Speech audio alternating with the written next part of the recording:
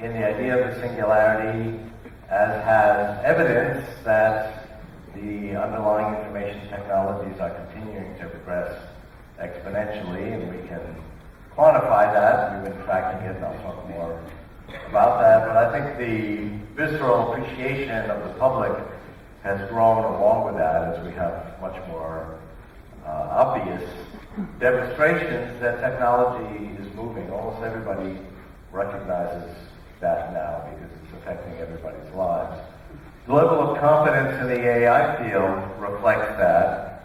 I remember after my book, The Age of Spiritual Machines, came out, we had a conference at Stanford, and we took a poll with people raising their hands as to when people thought computers that could pass the Turing test would come around. The consensus of AI experts at that time was about 200 years. Then in 2006, there was a conference at Dartmouth, AI 50, on the 50th anniversary of the 1956 conference at Dartmouth that gave artificial intelligence its name. Then our technology had evolved where we had actual audience response devices. The same question was asked. And the consensus was somewhere between 25 and 50 years. 25 and 50 years have both got a substantial number of responses, so 30% each. Recently there have been polls taken, and the consensus is moving close to 25 years. I've stuck with 2029, which is now a little bit less than 25 years, but the consensus is coalescing towards a fairly near future based on a recognition that progress is exponential. And we see sort of viscerally impressive demonstrations of that. I think Watson was very significant. A lot of what's been written about Watson isn't very insightful. A lot of the observers know nothing about Watson other than its software running on a computer, and then they sort of bring out John Searle's whole argument by software can never really know anything. I actually took John Searle's, one of his key essays on his Chinese room arguments to demonstrate why software can't ever actually understand anything, let alone be conscious. And I just substituted manipulating symbols for the words. Well, for that I substituted manipulate neurotransmitter concentrations and interneuronal connections. It's a mouthful, but I stuck that in whenever he said manipulate symbols. And you get a very convincing demonstration that the human brain can't possibly know anything, or understand or be conscious. And actually that makes sense, because if we look at a neuron, we see a machine, just as we see machines all throughout biology, and we can understand that machine. It has a certain complexity, but it has certain principles of operation. I'll talk more about that in a moment. And so you have all these different machines. If you have a large number of machines, you still have a machine. How can that possibly know anything or understand anything? Well, it is an emergent property. Consciousness remains a difficult subject because, in my view, we really can't measure it. It's not scientifically demonstrable. You can't build a machine where you slide an entity in and the green light goes on. Okay, this one's conscious, no, this one isn't. Without building in some philosophical assumptions. So John Searle would build in the assumption that it has to squirt biological neurotransmitters, otherwise it's not conscious. Then it would have a more sophisticated idea that it doesn't matter what the substrate is, but the entity has to have a model of its own thinking, and if it does that, then it's conscious. That's a little closer to my view. But these are all different assumptions. They're leaps of faith. Very often you will run across, or I run across, articles that purport to tell you the true basis. We have finally discovered it for consciousness, like Hameroff's recent article, The True Basis of Consciousness. And it talks about cellular computing going on in the tubules of the brain. And it looks a lot like a scientific article, because it's filled with scientific observations and formulas about the tubules and how they're capable of doing cellular computing. And buried in the middle of that article is, we think this is the basis of consciousness. And I'm thinking, whoa, this is a real leap of faith. Not that there's anything wrong with that. I just think we should recognize leaps of faith for what they are. And I'm writing a book now, How the Mind Works and How to Build One, and talk about this issue. And I refer to a mind as a brain as a mind is a brain that's conscious, so it brings in this philosophical issue. And my conclusion is that you got to have faith. In other words, we couldn't get up in the morning without some notion of who and what is conscious and where our consciousness comes from. It's actually a very elusive subject, even the question of what I am conscious of. I mean, I came over this morning from a hotel. How much do I remember of that voyage over here? I remember that I made the voyage, at least I can logically deduce that I must have made it. But, I mean, what do I remember about it? Almost nothing. Does that mean I wasn't conscious? We do associate memory with consciousness. That's why we think we're not conscious during anesthesia, because we wake up and we don't remember anything, so we assume we weren't conscious. But that's actually not proof at all. I don't remember this trip over here, or very many details about it. Does that mean I wasn't conscious? It's actually a good question. I'm not sure of the answer. So there continue to be debates, which is something that we encourage at venues like this, Singularity Summit. In fact, think of good questions for me or the other speakers, particularly in terms of point and counterpoint. In terms of talking and thinking about the singularity, there's no one path in terms of the right way to think about these things. I think the underlying observation is the ongoing exponential growth of information technology, but where that will lead us, and whether it's a good thing or a bad thing, what the dangers are, and they clearly are intertwined, promise, and peril, is open to debate, and I think the only way to get better insight is to have those debates. Last night at the reception, I was asked several times what I thought of Paul Allen's article, "The Singularity Isn't Near." So in the spirit of point counterpoint and good debate about these issues, I thought I would comment on that. It's typical of a lot of commentary on these issues that Mr. Allen brings in sort of what I would call de novo arguments about the singularity, not really having familiarized himself with the literature. I mean, he alludes to my book, The Singularity is Near, in the title by calling his article The Singularity Isn't Near, but acknowledges in the article that he hasn't read the book. And the only citation is to an essay I wrote, The Law of Accelerating Returns, in 2001, 5 years before the book came out. And while I stand by that essay, it's really not a statement about why the singularity is near. The reason I wrote that book was to respond to just the kinds of criticisms that Paul Allen makes that had come out in response to The Age of Spiritual Machines, which came out in 1999. So there were about a dozen different threads of criticism. I alluded to one, John Searle's Chinese room argument about consciousness. There are some that Moore's law is going to come to an end. Exponentials can't go on forever. That's actually one that Paul Allen makes. And decided I would write an essay in response to these criticisms. That essay became a book, The Singularity is Near. So that's why that book is here. So it would be good if he actually had read. It's very clear he hasn't read the book, because he doesn't allude to any of these arguments in his essay, and then he says what he actually read was this essay, The Law of Accelerating Returns. It's just not quite a Cliff Notes version of the book, since it was written 5 years earlier. But there are a couple of observations, more substantively, there are a couple of observations that bear a response to. One is that the law of accelerating returns, which says that information technology, the basic measures of it, grow exponentially, is not a physical law. So therefore it's to be dismissed. I would point out that almost every scientific law is not a physical law, and it's based on emergent properties of some scientific observations at a deeper level.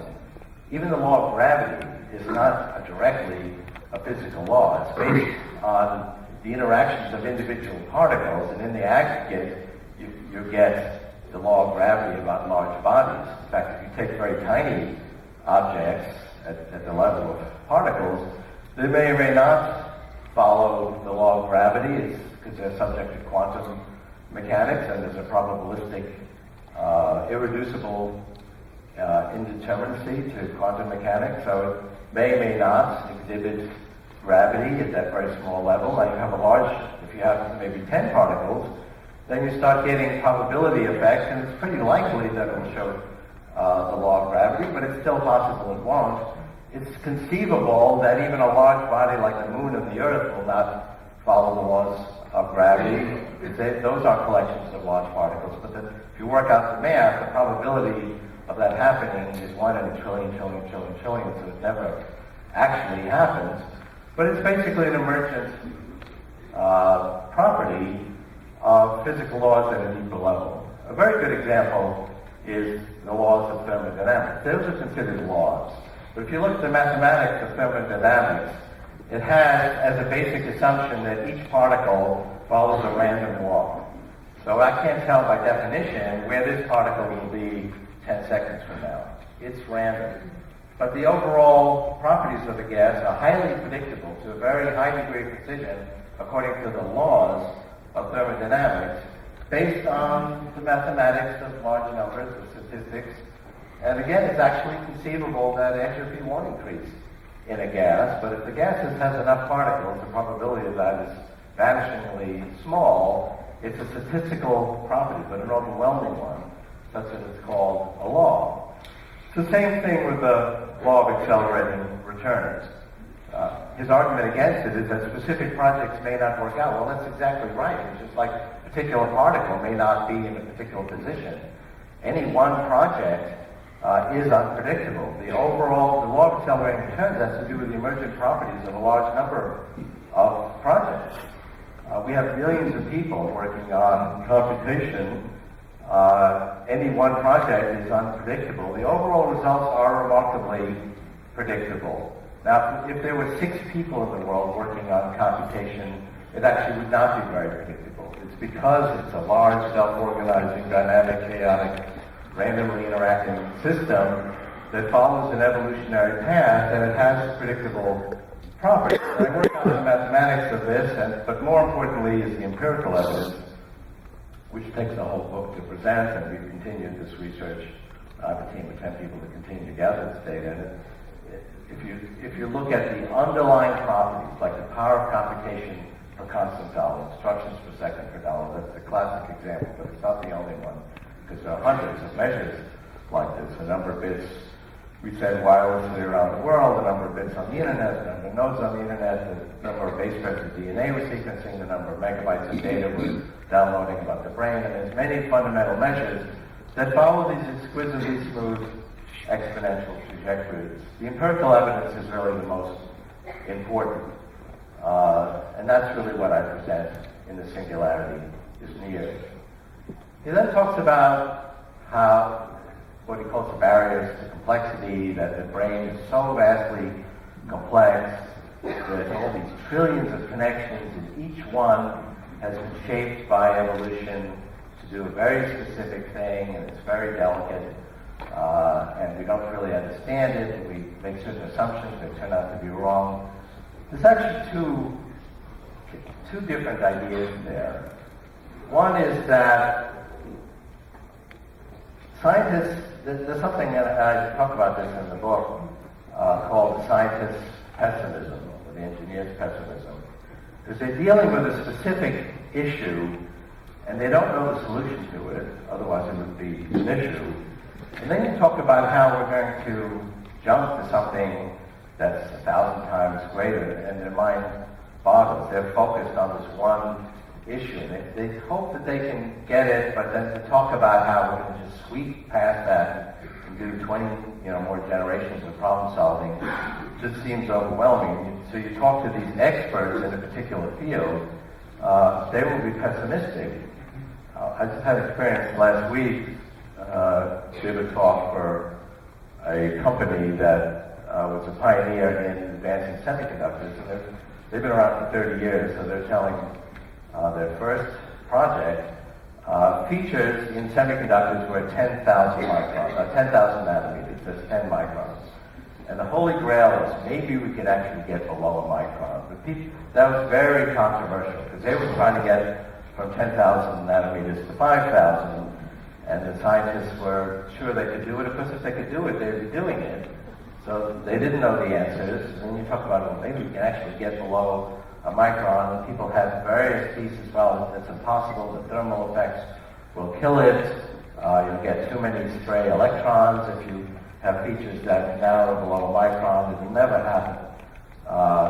Well, today we are at 32 nanometers compared to 10,000 back then. 16 is on the drawing board. And again, we hear, well, there's thermal effects, and it's going to be probabilistic effects of stray electrons. And there is an inherent engineer's pessimism when it comes to looking at the broad scope of the trajectory of progress in these fields. It's actually something you need to study specifically. People who are actually trying to solve these individual problems aren't necessarily the best people to ask about the broad sweep of technological progress. You have to study that separately. We are always trying to progress exponentially, and we can measure that in information technology. We have certain capabilities and we have certain tools, and that enables us to take the next step. I mean, fundamentally, that's why technology progresses at an exponential pace. And we're seeing the same thing now in brain science. It's all progressing at an exponential pace. I'll talk more about that. And we are gaining the fundamental theories about how this overall system works, which brings up another key point, which is there aren't trillions of separately evolving mechanisms in the brain. This was another common misperception. I was going to have an on-stage debate, which I had with a gentleman, John Morgan, who wrote an article about why we could never reverse engineer the brain because it would take trillions of lines of code to describe these 100 trillion connections in the brain, and each one is very precise, and showed pictures of the complexity of the neocortex. He said, we'll never be able to understand this. So one of my responses is, where's this trillion lines of code? I mean, the design of the brain is in the genome. The genome has 4 billion rungs. It's about 800 billion bytes of information, but it's replete with redundancies. One sequence called ALU is repeated 300,000 times, and there's a lot of examples like that. So in Singularity, we have to do the math and show that with lossless compression, you can compress the genome to about 50 million bytes. Half of that describes the brain, 25 million bytes. It's less than a million lines of code. That's not simple, but it's a level of complexity we can manage, and we have software systems that are much more complex than that already. And to the complaint that software is not scaling up exponentially with hardware, that's not the case. I could show many measures of that, complexity of software, and also performance of software. There was a recent study done by the Scientific Advisory Board to President Obama that looked specifically at this question of hardware versus software progress.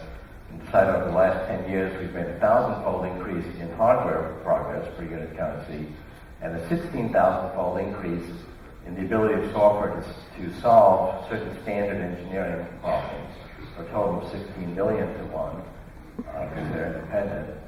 So we are making progress in software. And we can see that in these sort of viscerally impressive demonstrations like Watson or the Google cars, which have driven 140,000 miles through the cities and towns of California without human drivers. So how is it then that 25 million bytes, which, by the way, most of which describes the biological mechanisms of these neurons, which do not pertain necessarily to the information handling processes. Information handling is even simpler than that. Not simple, but it is a level of complexity we can handle. How is that possible when there's 100 trillion connections? Well, that's pretty obvious. There's a lot of repetition in the brain, just as there is in the genome, those are not the same repetition. There's a complicated translation of the genome into the brain because it creates proteins, and the proteins interact to create these mechanisms. But we see massive repetition. There is a module, for example, in the cerebral cortex. It's an important part of the brain. It's where we do our thinking. And it's repeated 1 billion times. And there's a little mechanism. So one of these mechanisms, or actually more than one, several, I have trained to recognize the crossbar and a capital A. So as I look around, and I don't see any capital A, so none of them are firing. At the moment, oh, there's one, okay. So it happily fired. Ah, crossbar. And it sends up signals to a higher level, and then that module gets signals in. Okay, there's a connection from the north central to southeast point, and aha, capital A. And then it goes up to a higher level, and at a higher level it might say, aha, the word apple. In another part of the neocortex, I'm getting visual recognition of objects, and it might fire and say, aha, an apple. And in another part, which processes auditory information, it's getting information about phonemes and formats and vowels, and it goes, aha, someone just said apple. At a very high level, there's modules that trigger on more complicated phenomena, like that's funny, or that's ironic, or she's pretty. You probably think that those are much more complicated than the ones down here at the fundamental, at the lower level. They're actually the same, but they're at a higher level in this conceptual hierarchy. And the fact that the cortex is organized in this hierarchical fashion is why we can think in hierarchies, and that was an evolutionary advantage because the natural world is organized in hierarchies, so it helps us to understand it. But the description of these modules actually only occurs once in the genome. It's not repeated 1 billion times. It doesn't need to be. There's then other information as to how they're wired. We actually have a very good understanding and description of how that module works, and there have been attempts to simulate it functionally. Another misconception in the article is that I'm advocating we just do sort of simulation at the biological level and not understand the brain, and then somehow we will get intelligence from that. I think the whole point of reverse engineering the brain is to understand the principles of operation and then use these principles and leverage them using our engineering tools to create systems that have greater capabilities. What we don't fully understand yet is the wiring, but we do actually understand the brain is very limited in its ability to wire them because it actually has physical wires, which are the axons of the neurons, and you have this whole layer of the neocortex, which is a mass of these connections between these different modules. So it's limited as to how these connections between the different conceptual layers can be wired. Clearly, if we simulate this in a computer, we wouldn't organize it that way. We would allow a much more flexible hierarchy to occur. And we are already translating these conceptual insights into biologically inspired paradigms. Now, Watson, for example, is not by any means a sort of unthinking simulation of the brain, but these biologically inspired paradigms have seeped into Watson. IBM's press releases about this have been processed too many times by the public relations department. There's not much insight into actually how Watson works. You can find the technical articles. People say, well, it's just probabilistic. It's just combining these different things. Statistically, different insights into language. It has to do with word sequences, and so there's no real understanding. That's actually not exactly how it works. There's a statistical back end where hundreds of different modules, which are organized completely differently, come in, and based on the statistical experience with those modules, are finally resolved to give an answer. That's very much how the brain works, because at these higher conceptual levels, we have competing hypotheses. If there's ambiguity in language, and language is full of ambiguity, and that's why language is difficult, we have these different probabilistic mechanisms. So it could mean this, it could mean that, maybe this word is this, and we try out these different assumptions, and one seems more likely than the other, and we go with that. It's the same kind of probabilistic resolution of ambiguity that takes place in the brain.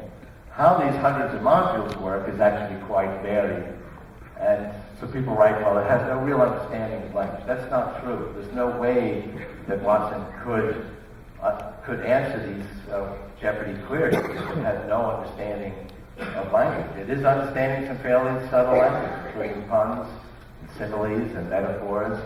And it's not just the Jeopardy query that it's able to disambiguate it.